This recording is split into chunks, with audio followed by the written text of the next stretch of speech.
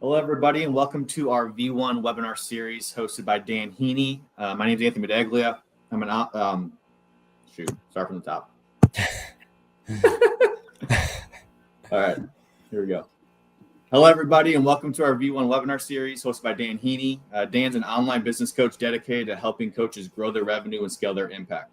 My name is Anthony Medaglia at V1, and if you've joined us before, thank you for taking time out of your busy schedule to be here. And if this is your first time, you're in for a treat. Just a couple quick housekeeping items before we get started. If you missed last month's webinar on landing page strategies, a full recording is now available on our YouTube channel. Just search V1 Sports and make sure you check it out after this session. And if you have any questions about how we're supporting instructors growing their business, especially when it comes to online lessons, don't hesitate to reach out to us at sales@v1sports.com. We love to connect and help you take that next step. So without further ado, we'll kick it over to you, Dan.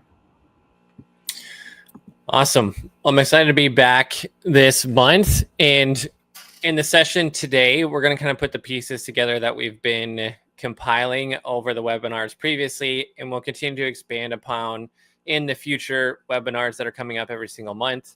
So this is going to be more of an overview of the system or the process to grow your online business, and ultimately consistently get students that want to work with you and sign up to work with you as their coach completely online. So I'm going to dive into presentation. This is the 20K funnel map. So the goal of this presentation is to give you a step-by-step roadmap to creating. This is just an arbitrary number or goal for a coach, but creating a successful online revenue stream inside of your coaching business. And we're going to walk through 5 key components that you're going to want to have implemented and structured and set up to be able to do this systematically and with consistency over time. So the first thing that I do want to dive into is I will give you guys this presentation so you can access it after. I'll give it to the team at V1. They can send this out to you as a resource so you can reference back to. So this is a bit of a long intro. If you were reading through this, you'd understand exactly what this is going to cover. But it's just saying that we're going to cover a 20K a month funnel map for building your online business, exact steps and processes that you want to go through. This is going to be the overview. And then every single webinar that we've done before and after this, we'll compile or dive deeper into those individual components. So the first stage in building a successful online coaching business or component of your current business that is online is going to be content attraction. So we want to be able to produce content on the internet that lets more people outside of our local area know who we are, attracts them to our brand, and opens up the possibility of them signing up to work with us as their coach. So there's 4 key proven content formats that I want you focused on, specifically on short form content platforms like Instagram, TikTok, YouTube Shorts, that will help you to get more exposure and potential prospects interested in what you do. Next month on the webinar, we're going to dive deeper into specifically social media. So if this stuff interests you and you want a more deep dive into implementing these strategies and some of the tactical stuff behind it, definitely book that or mark that on your calendar and attend with us live next month as well. The 4 proven content formats that you're going to want to use to start to position yourself as an authority and generate an audience online is going to be talking head videos. This is the classic, you in front of the camera, filming a drill, talking about specific insights about the game, just giving value to your audience that is going to help them to play better golf and showing up with your personality on camera. You're going to want to make sure that these are concise, condensed to probably 60 seconds or less. I know that will be hard for some coaches, and that there's a certain style of editing, which again, we'll get into more detail next month on the webinar then. But you want to make sure that this is positioned in the right way for the platform. So it's quick, it's concise, it's to the point, there's captions, it's edited well, it's in a 9:16 format. All these things are really important.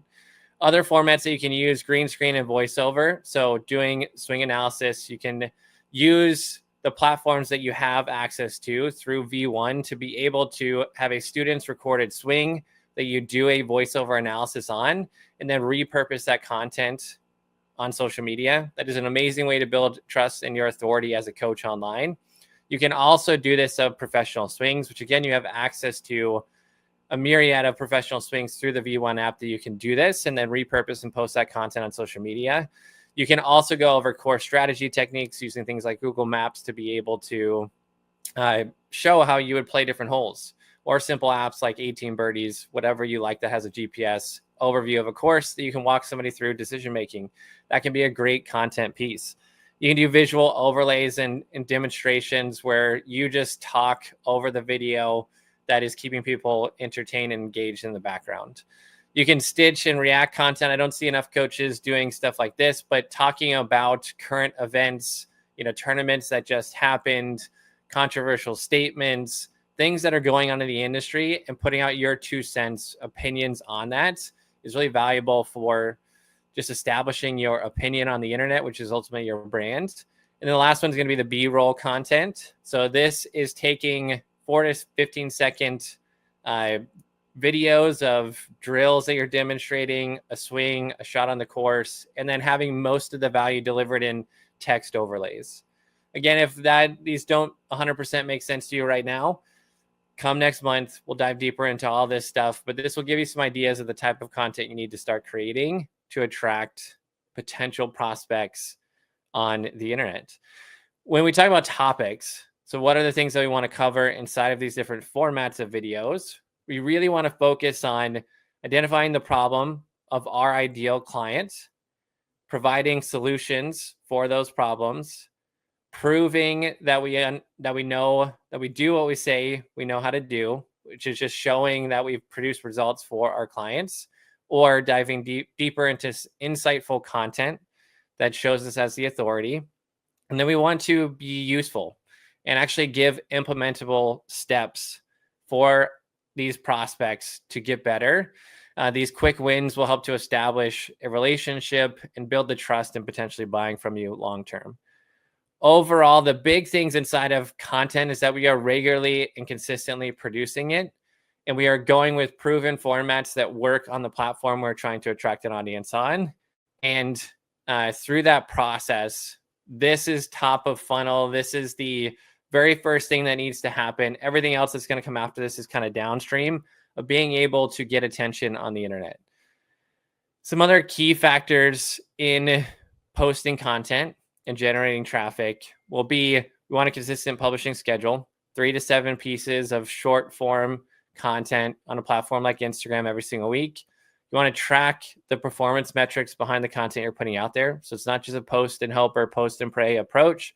We want to look at the data that we're getting back and iterate very quickly and try to improve. And we want to be strategic in repurposing the content that we're already creating. Something that I tell my coaching clients all the time is that you are already producing content. You're just not filming it and putting it on social media, because you're already spending every single day coaching your clients in lessons, demonstrating things for them. You could be filming that and repurposing that content. And also anything that you create can be repurposed across multiple platforms. And videos that you made 3 months ago, you can repost them today, because the likelihood that someone remembers that tip or will even recognize that it is being reposted is very slim to none. And even if they do recognize, they probably need a reminder on that tip anyway. So being smart in the way that we create our content, but then repurpose it in many different ways, will make it as efficient as possible. So this is step one. If we don't have content on social media, if we're not putting ourselves out there, if we're not building our brand, very hard to attract clients to work with us in the online setting. Step two, once we have people aware of us, they are potentially following us, interacting or engaging with our content, really important to take this next step, not to simply just expect that they will know what to do and naturally sign up. We need to have lead capture. And this is why V1 has implemented building out landing pages for coaches, because they understand the importance of lead capture. So getting the contact information of a potential prospect is how we then further nurture this relationship and bring more of these people that are just engaging with us on social media to becoming closer to working with us as a client. So lead capture, what we want to create here is free resources, lead magnets, micro magnets, as I call them here, that deliver an initial experience and initial value in exchange for contact information. So this is just giving a prospect the ability to raise their hand and say, hey, I'm interested in getting more from you, getting more of your help, having a next experience. That will allow us to identify the people that are most likely to sign up to work with us. So we want to strategically develop these over time. You don't have to have a ton of them. Start with one, start putting it out there, and build these resources over time. But some ideas for you. We have problem-specific resources like PDF guides that solve a very specific problem, something like 5 fixes for your over-the-top swing, or a 3-step pre-shot routine for pressure situations. These resources deliver immediate value, and they showcase the unique way that you would solve this problem and also start to build a relationship with you. We can also come up with framework templates. So we can have structured practice plans that we give away, evaluation checklists. We can have progress tracking sheets or data tracking sheets, stat tracking sheets.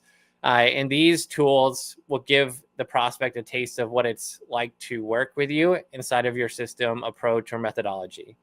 We want quick win tools as well. So if we can provide simple drills, video analysis, which is a common one, mental game exercises that will produce immediate wins, results, progress for this potential prospect or client. And that will immediately deliver value, build confidence in the prospect and what you do as a coach.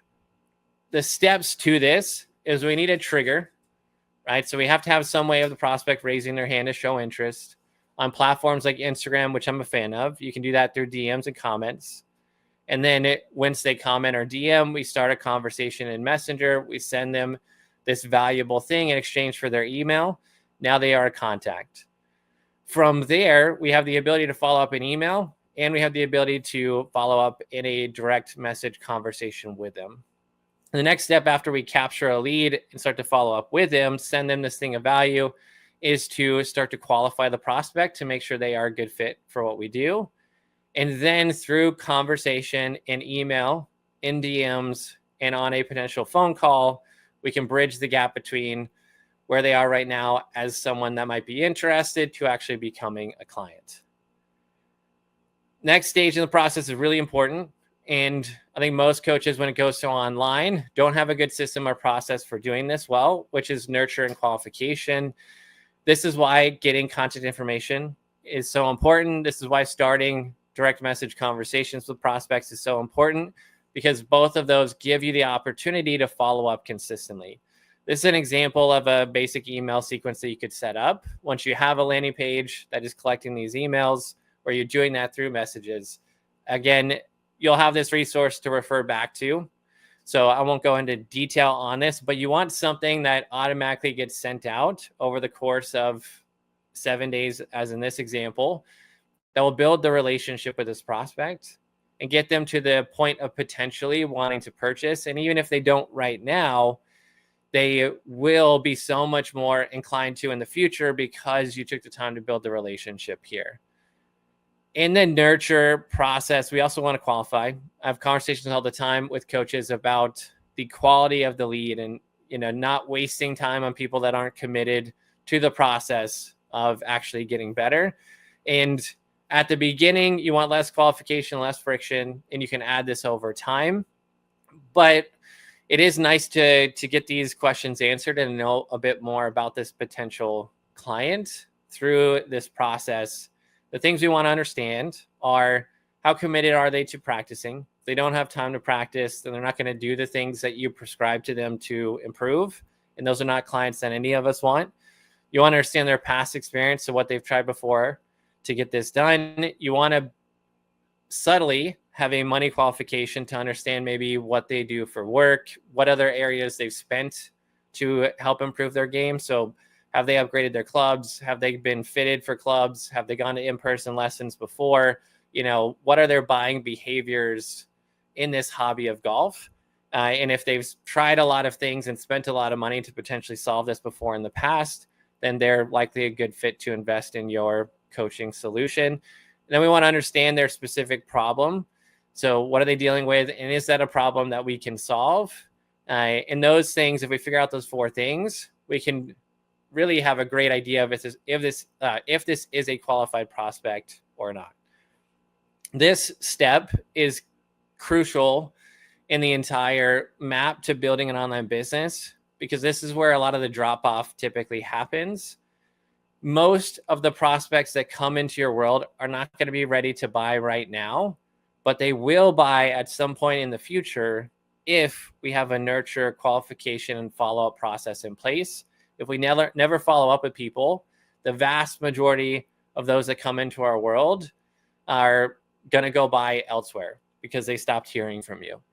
So I learned this from a mentor a very long time ago, that typically in any given pool of people, let's say 50% of your prospects that show initial interest, become a lead, a follower, a conversation, won't buy from you anytime soon or ever. The other 50%, there's about 15% of those people that will buy in the next 90 days. And then what is left is people that will buy anywhere from 90 days to 2+ years into the future. So the vast majority of your potential clients just aren't ready yet. They need more time. And that is hard to see or to track, but that's why we want a process that allows us to follow up consistently. And email is one of the best ways to do that, regularly sending communications there to nurture people over time. Stage 4, vitally important as well, it's going to be a conversion. So it's actually getting the person to sign up for your program, your coaching experience, to buy lessons from you online. And the best way to do that, especially getting started, is not a link in bio. It is to have a call with an individual, to build a relationship through that process, and then to guide them in making the best decision for them, which, if we've done the qualification right, will probably be to work with you as their coach. So inside of this, I highly recommend that the way that you get clients to sign up with you is to take a call with them, Zoom or phone call or Google Meet or whatever software you want to use. And we want to use that to first deliver value, but then better understand their current situation and how we can help.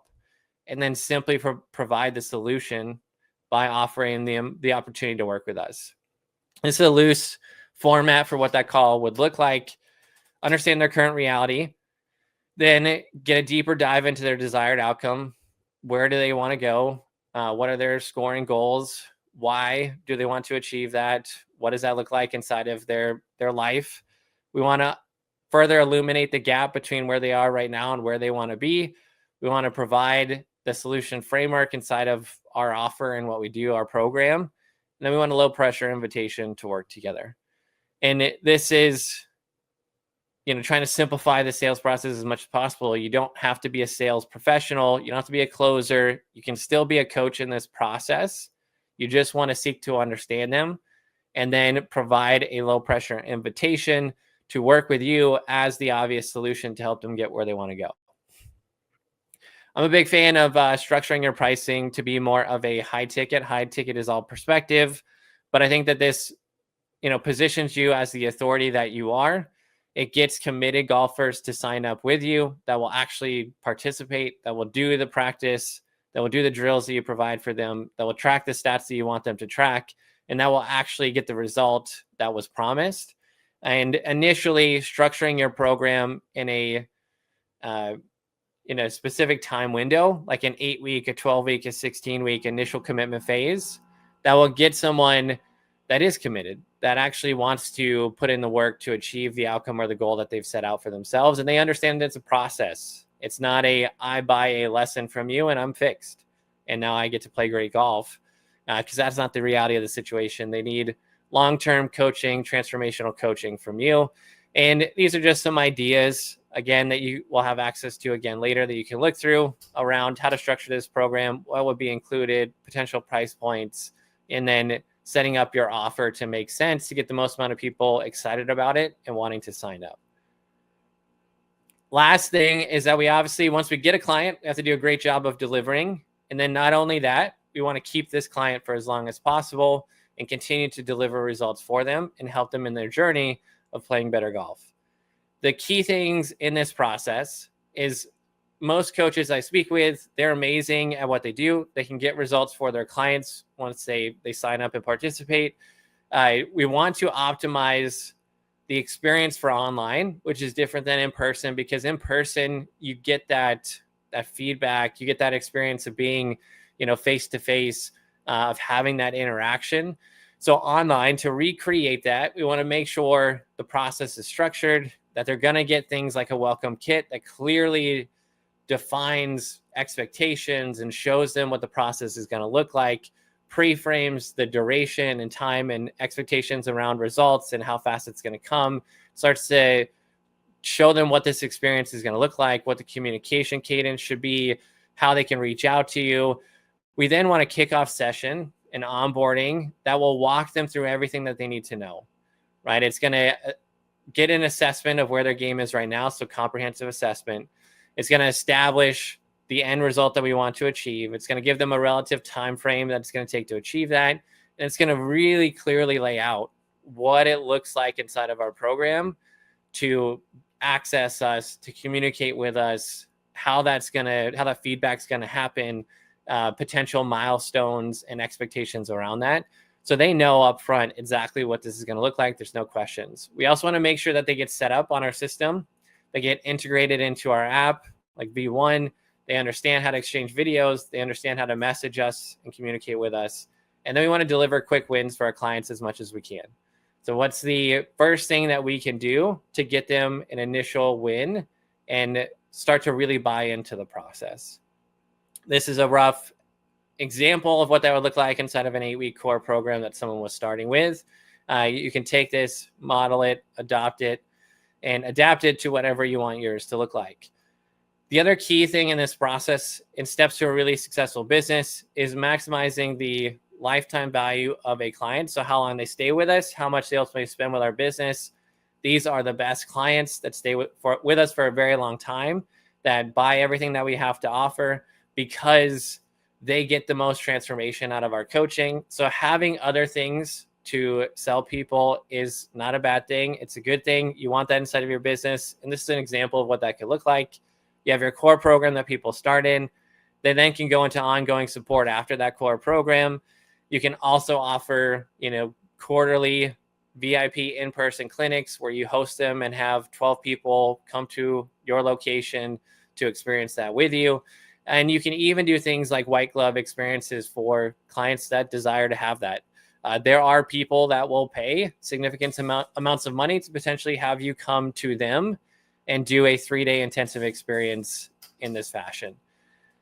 To kind of go through an overview of what we just talked about and how to start to implement this stuff, just a recap.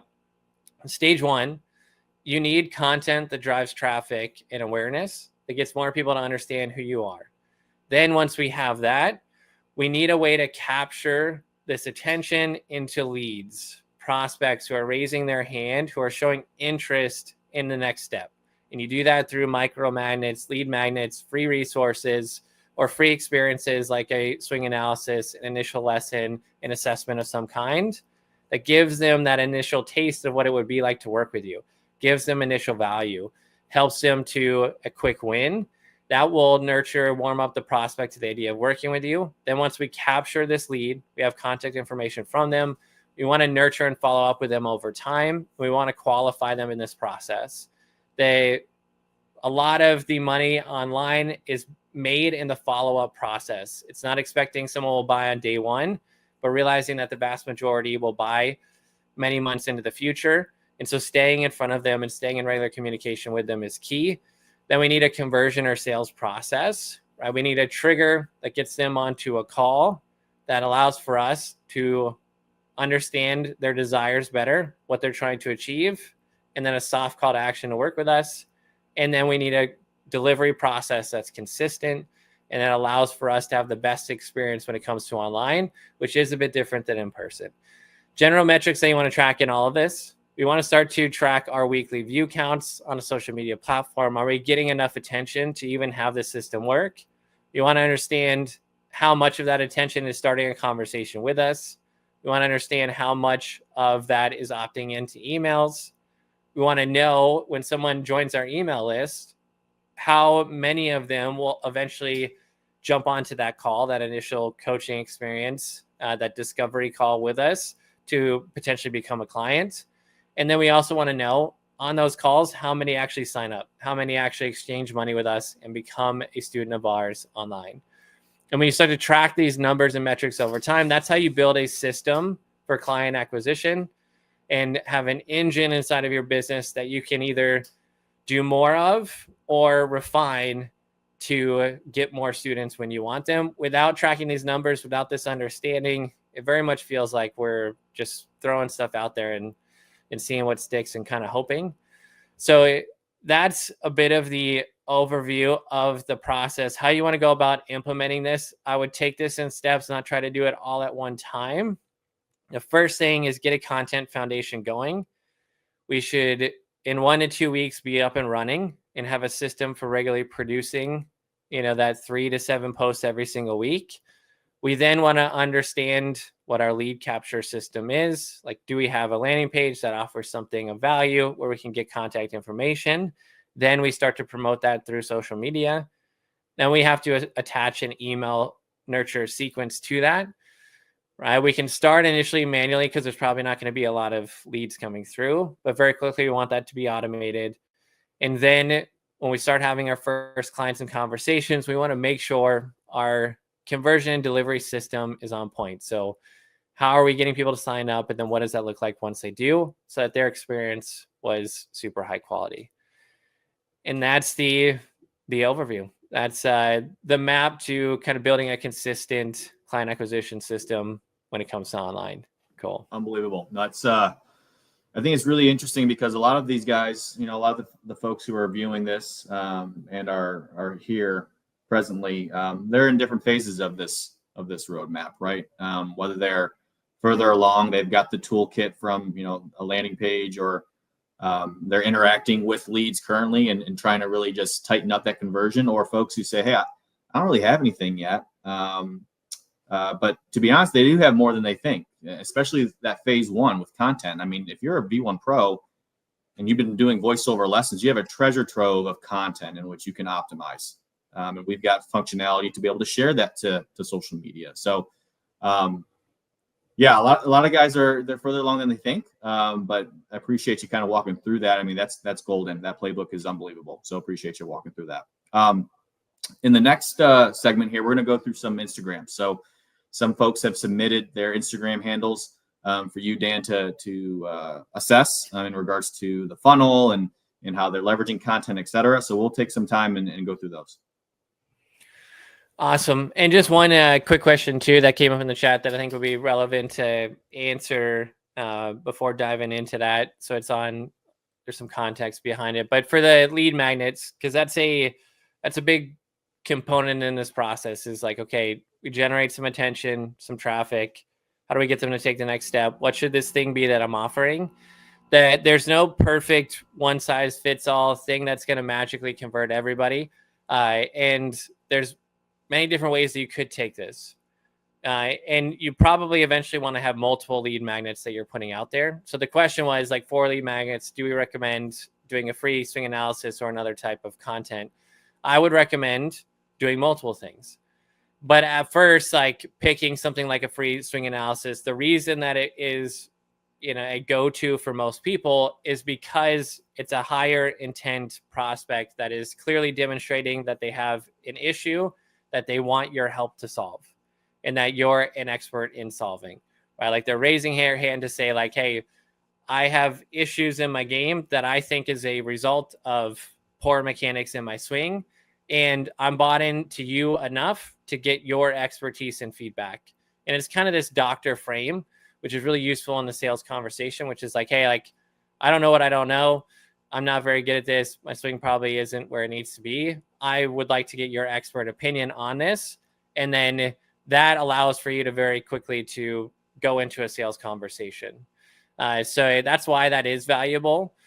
It is used quite frequently. So that might be the downside now, is that many coaches are offering this. So how do you differentiate and do something a little bit different? I think that's important.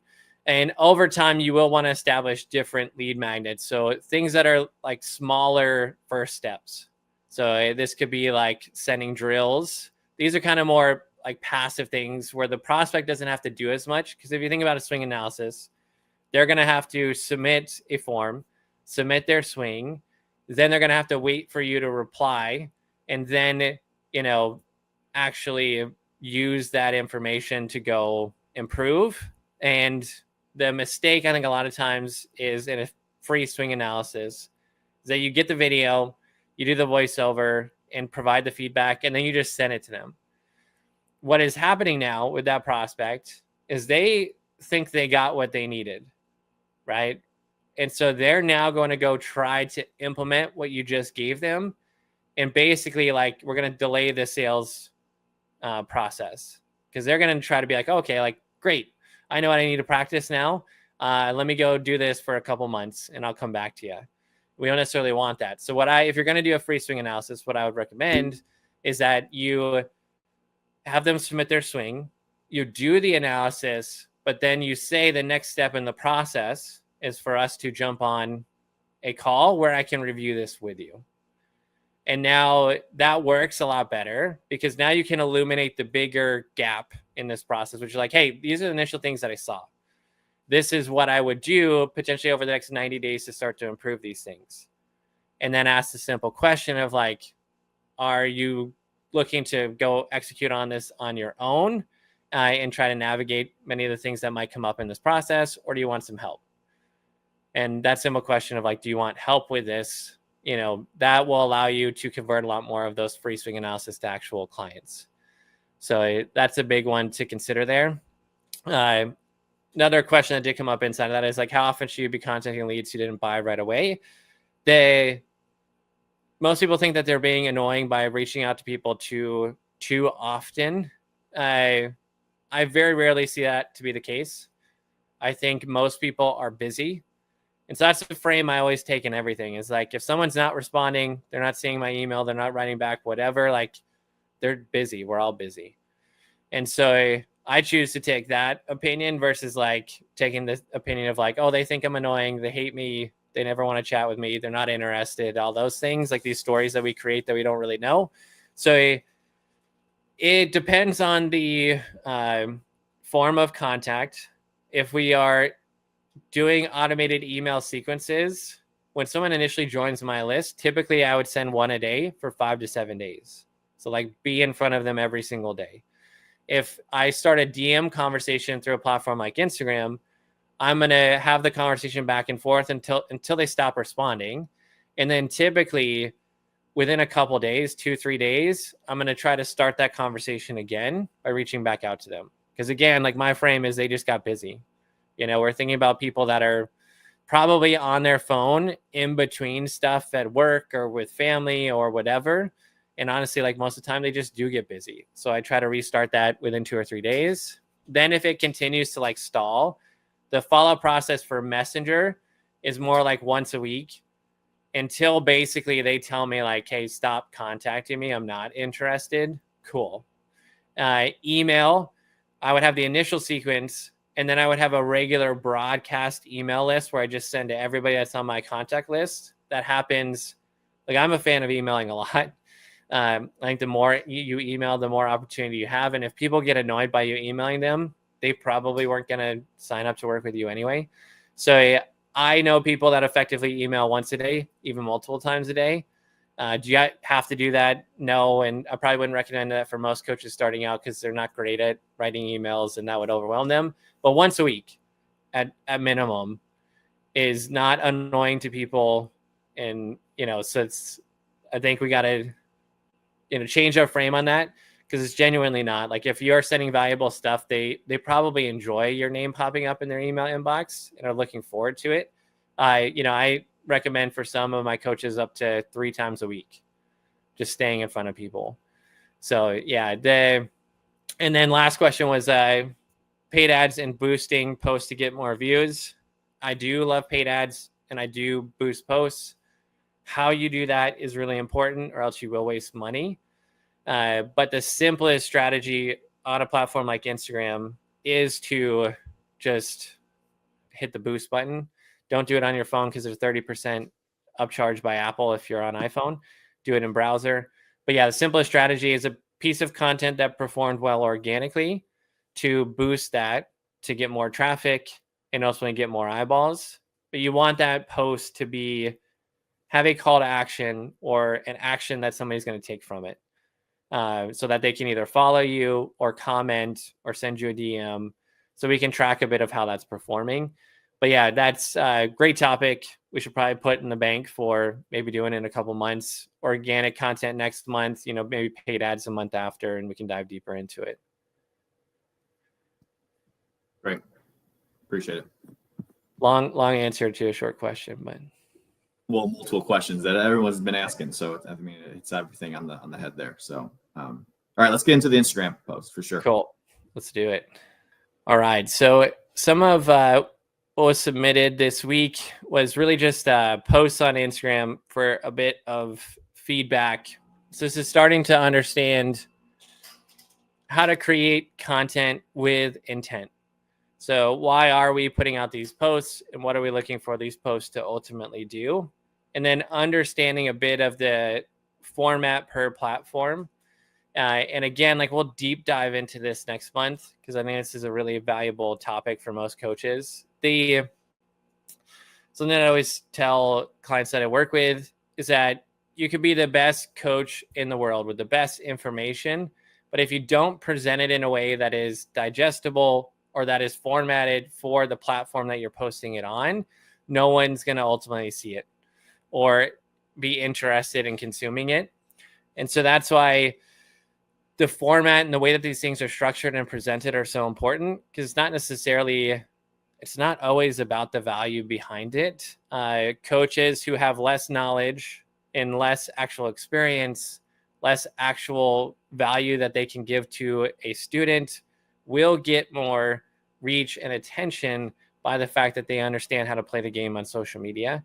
So the first thing right off the bat with a post like this and a screenshot and then carousel that goes through, sorry to V1, but my first advice is I would not put logos on anything on a post in social media at all. If you want to obviously collaborate with V1 and support them, you can tag them in the caption, which will do more for them anyway.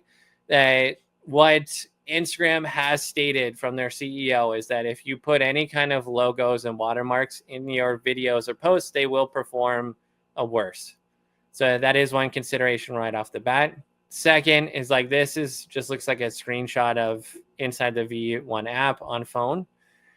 I don't really know what this is, what it's a screenshot of. Obviously I get that these are clients and screenshots of just the app, because I know what that kind of looks like, but this really isn't doing anything for me to stop me. So if this came up in my feed, I wouldn't understand the context of what this is at all. I would then have to look into the caption to try to understand, but we have to realize that people won't even read this caption over here unless the image or the video hooks them in first. So that initial experience and impression is so important, often called the hook. So obviously we're announcing partnership with V1 Golf App, which is amazing. But the ways that I would potentially think to do that differently, lead with a video. That will always perform better. But then on top of that, I have the sound off right now, and 80 to 90% of content consumed on a platform like Instagram is consumed with the sound off. So anytime you are doing a voiceover, and this is great style of content that you do want to produce and put out there, I would auto add captions through a software like CapCut or Veed, or even just the Instagram captions, adding it through their platform, so someone can read what is being said as it's being said.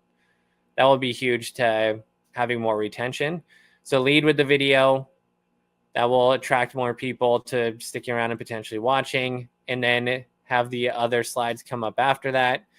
And even this last slide of just the logo, I might use this to have text on screen and explain more about what this kind of partnership means inside of the carousel. So yeah, the big things is the first slide, it has to tell me why I should even click to the next one. So that's often called the hook, and it's just very clear Like, this is the promise of value inside of this post. This is what you're going to get out of it. This is why you should stop and take some of your time to even consider reading this and looking forward. And, you know, it's kind of just like announcing the fact that you're going to be offering this now. Not a bad thing to have. I think just the formatting is something I would change a little bit on it. Cool. I'm going to dive to another one. You'll notice a theme when I'm overviewing any of this content, which a lot of it is going to be about the formatting, the way that it is presented.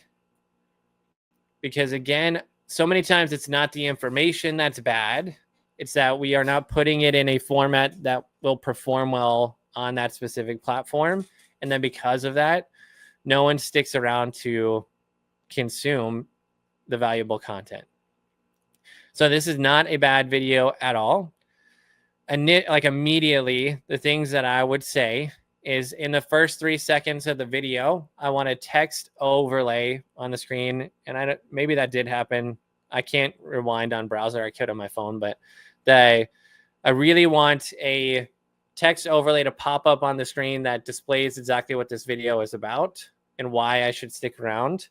I want this video, because there's a lot of talking happening, to have captions, because I'm watching with the sound off right now, which is the default setting on Instagram. And so you lost me, because if I'm in a place where, you know, I'm sitting in a waiting room, I'm at work, I'm, you know, sitting on the couch with my family, I don't want to blast them with the content that I'm watching. I want to consume this with captions on it, which is why you see almost like the vast majority of videos on Instagram all have captions, which are just what is being said displayed in text on the screen as it's going. That will help this perform much better. And then two, with this written caption, the caption that appears below the video, that it's just very simplified. Like, I would want to give more in this, because here's the other thing. Some people will want to watch this entire video. Some will see what it's about and they'll want to read the value instead.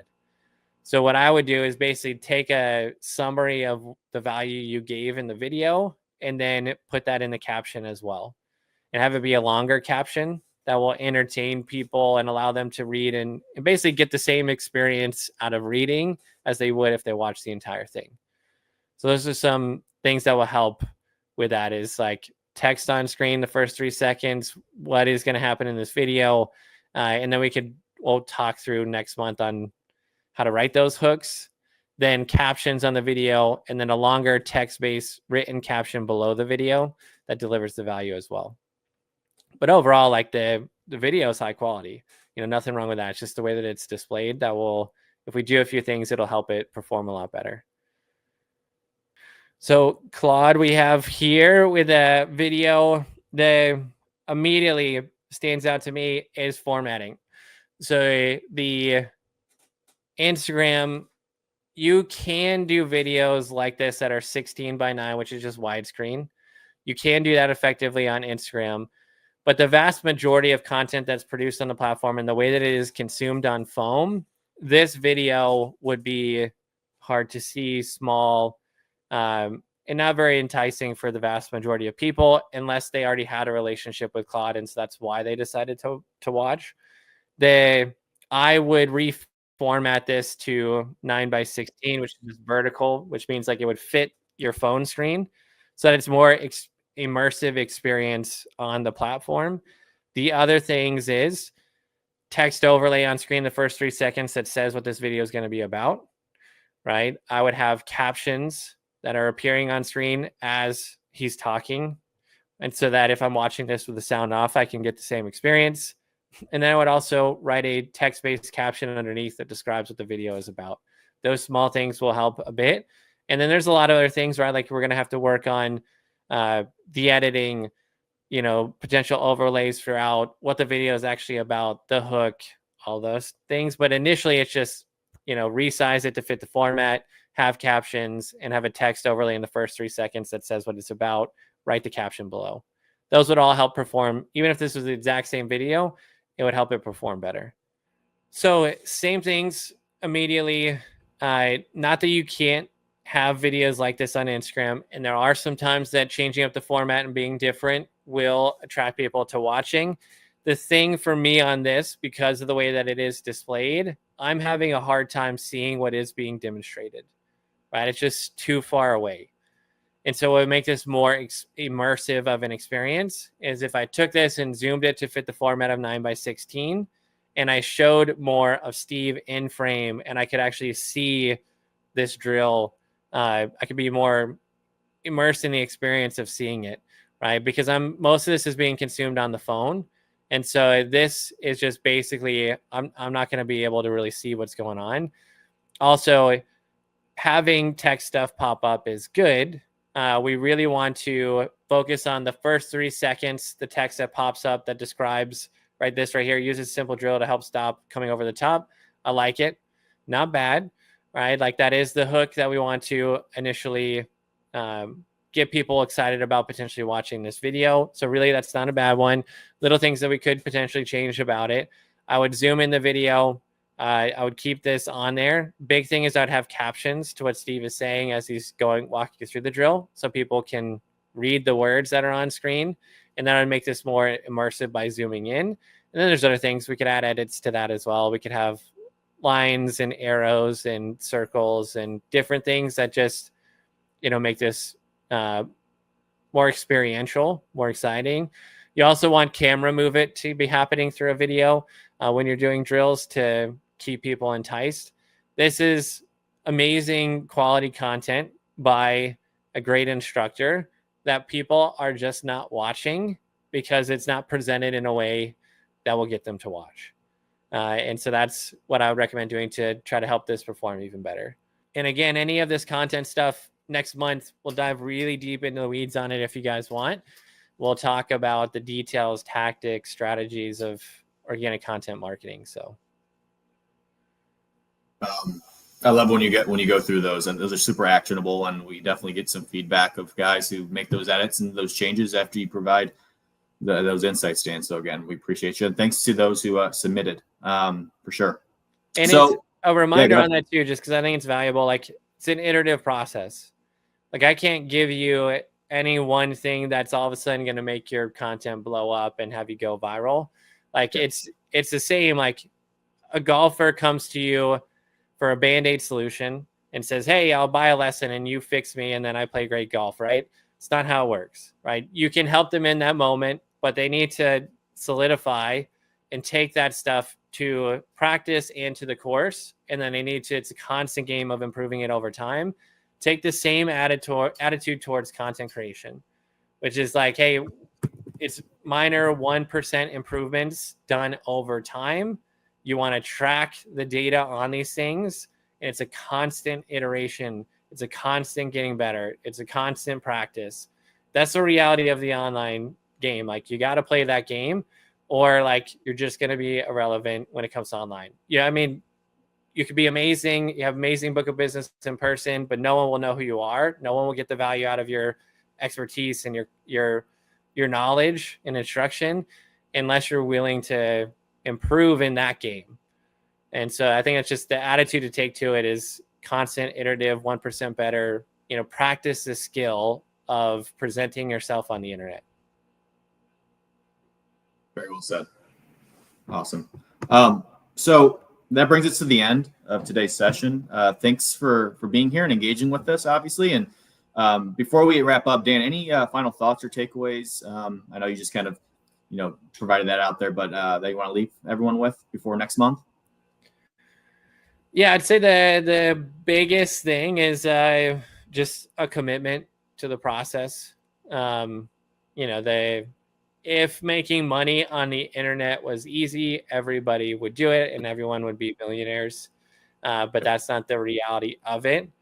And it's just, you have knowledge, expertise, this ability to help more and serve more people. It's just a willingness to commit to the process of learning and understanding and iterating, adapting, like doing things a little bit differently. And if you can do that, you'll have so much more for it. Like you'll impact so many more people and you'll be able to actually like build a business that supports you long-term. So yeah, would just take that approach to everything. Thanks, Dan. And again, big thank you to everyone who joined us today. If you're interested in connecting directly with Dan, building your engagement tools, or learning how to operationalize our online lesson program, don't hesitate to reach out. You can email us at sales@v1sports.com. We appreciate your time and see you next month for another edition of our webinar series. Thanks.